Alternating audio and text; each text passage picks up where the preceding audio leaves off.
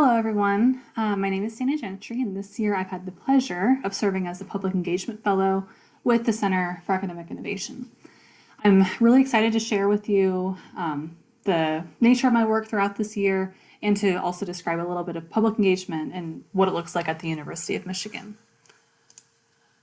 Before I get into the details of this position and this year, I want to briefly introduce myself and describe what about this position drew me to the Center of Academic Innovation. I graduated from University of North Carolina with degrees in geography and public policy, and this past fall began my Master of Urban Regional Planning here at the University of Michigan. For the 4 years between my undergraduate and graduate degrees, I taught middle school math or assisted teaching middle school math. And, from knowing just this little bit of information, it might be, and it is pretty easy to infer what about this public engagement position drew me to it, right? Public engagement is a really central part of both planning and policy processes. And of course, as a former teacher, a Center of Academic Innovation would certainly stand out to me and have a lot of appeal for me. But there really is a deeper premise that unites each of these steps on my professional academic journeys. And this is simply the belief that schools are important places that are really significant to the communities that surround them. Schools are consistently offer mechanisms of support to community members and individuals that are proximal to them. And this significance goes beyond the physical school building. A postulate to this belief is that universities are, of course, also schools that also have a responsibility to support the publics beyond campus boundaries. Universities really have so much potential to serve more individuals and communities than just their immediate affiliates.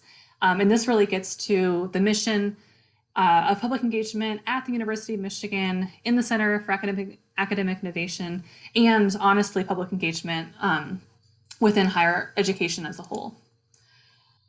On the public engagement team, we define public engagement as the intentional and mutually beneficial interaction between members of an institution and external individuals or groups that results in positive societal change. To describe just a little bit more about public engagement, our team and the nature of our work, this is a really brief overview of the Michigan Public Engagement Framework that was developed back in the 2018-2019 school year. Each of these dimensions really gets at the central ideas and missions of publicly engaged work. Every single publicly engaged activity or interaction will have stakeholders. At minimum, there will be a stakeholder from the institution or the university and a stakeholder from the public or external community. The interactions, the connections, the partnerships, the collaborations that happen between these stakeholders constitute the relationships within each publicly engaged interaction.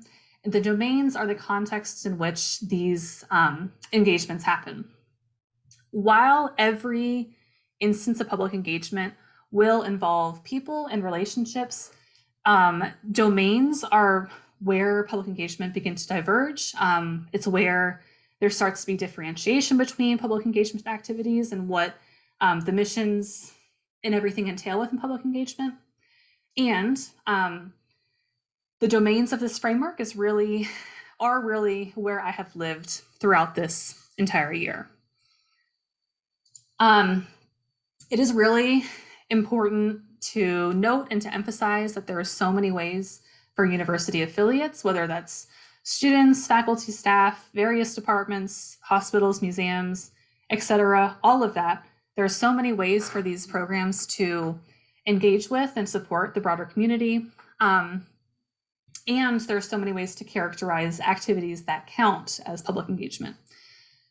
The Michigan Public Engagement Framework identifies 12 different domains of public engagement, but it's also important to note that within these 12 domains, there are a multitude of activities that can count within each one. There's not a singular definition, and there are numerous activities that can span across many domains. A brief example I can give, within a museum, typically the goal of a museum and museum workers is to support alternative, informal, and lifelong learning, in which museum attendees really choose and can have a say in the way that they learn and what they're learning. Museums also inherently have rotating or permanent exhibitions and installations, which covers an entirely or a separate domain, a second domain. And these exhibitions and installations are often comprised of various holdings and collections.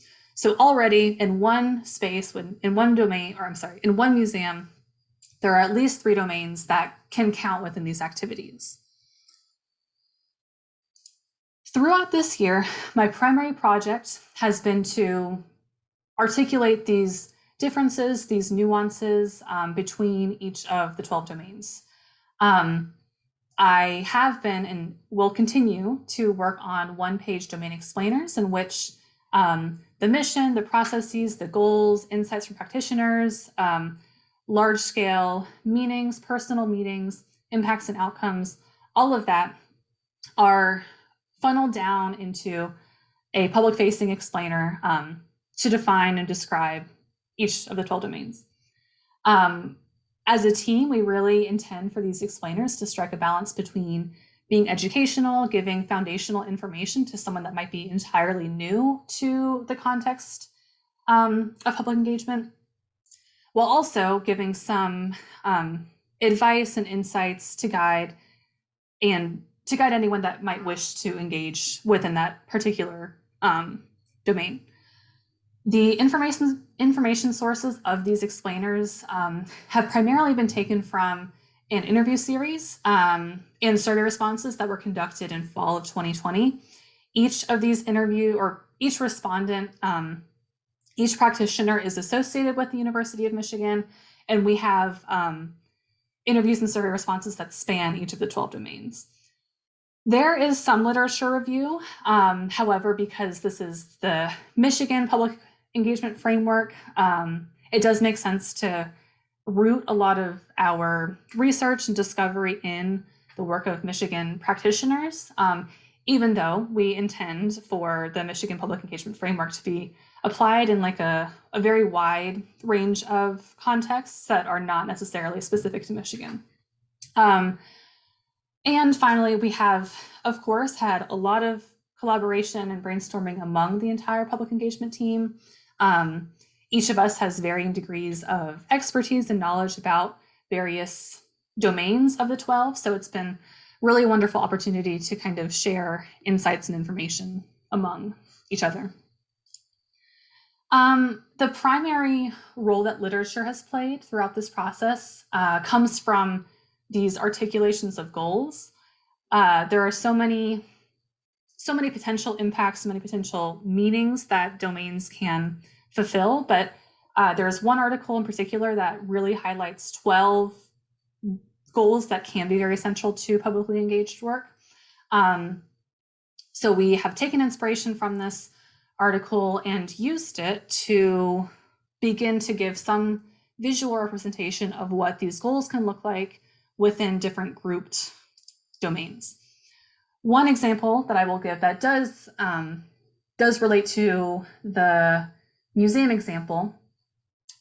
These 4 domains, I would argue, are pretty accessible to the general public. I touched on the 3 that relate to museums, but communications and media are also pretty freely accessible to anyone that reads a newspaper or listens to a presentation or watches the news. And we can see, the top half of this radar chart is pretty heavy, which indicates that these top 6 or so goals have quite a lot of significance for each domain, but there's a little bit less so towards the bottom. But of course, each of these domains is represented in a different way. So to the varying degrees that these goals apply, it's obviously different across each of the 12 domains. We have also uncovered differences in grouping all of the 12 domains. And, I would love to talk about each of the 12 domains, but that is an entirely separate presentation. So I'm going to stick to just some primary groupings that we have uncovered. One of the main ones that was uncovered early on is that there are a few domains that we can describe as process-based. These are characterized by a process that have a pretty consistent, pretty set beginning, middle, and end, even within various disciplines and within various subjects or with various subject matter. So the process is what characterizes the work in these domains. On the other hand, content-based domains are united by the disciplines that they work within, but there are numerous ways to engage. There is not a set process. Maybe for a particular position, there would be a set process, but both P14 education, educational outreach, as well as any kind of policy advocacy work have a lot of different opportunities to be engaged. But again, the commonality is the nature of the work itself. Of course, working with qualitative data does come with some challenges. I think one of the primary ones is honoring nuances between interviews while also making these or writing explainers such that they're generalizable to the entire domain. I've absolutely loved engaging with these interviews so deeply and hearing so many beautiful, wonderful insights from practitioners. But again, this is trying to give a more big picture overview of what each domain is, while still having enough specificity and nuance to differentiate between them.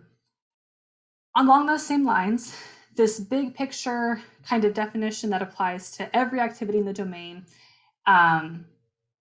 is a little bit held in tension with giving tangible examples, even though we are seeking to find and write about insights and missions and outcomes that can apply across any instance of this work within the domain. Having tangible examples is really kind of a thing that grounds these analyses in the specific types of publicly engaged work.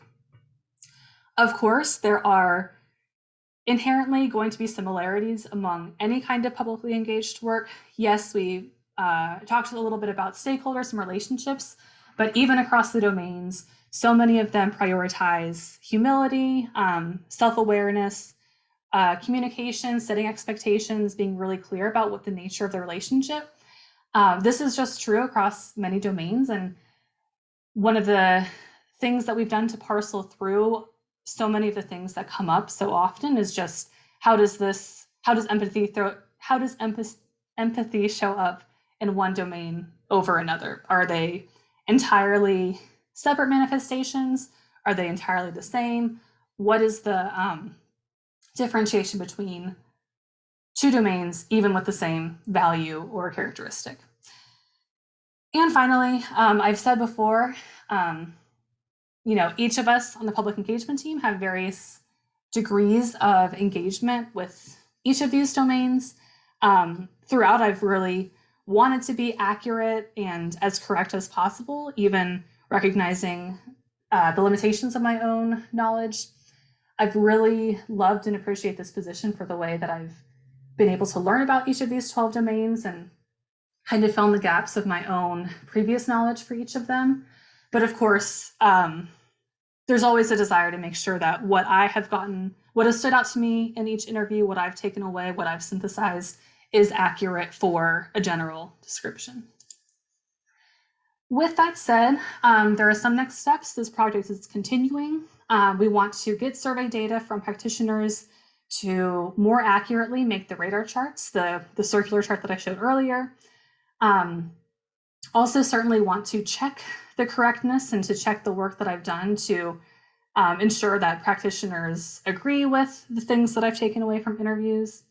And then also to kind of add on by clarifying goals of each domains, identifying tangible outputs. So what are the physical things or the really standard kinds of things that come from work within each domain, as well as commonly used metrics of evaluation within each domain. This is all upcoming over the summer and into next year, and I'm so excited to continue to bolster these explainers and make them as accurate and as useful as possible to get more people excited about public engagement. Thank you so much for watching and listening.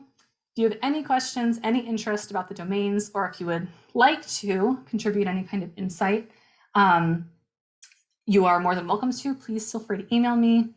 And again, thank you so much for watching.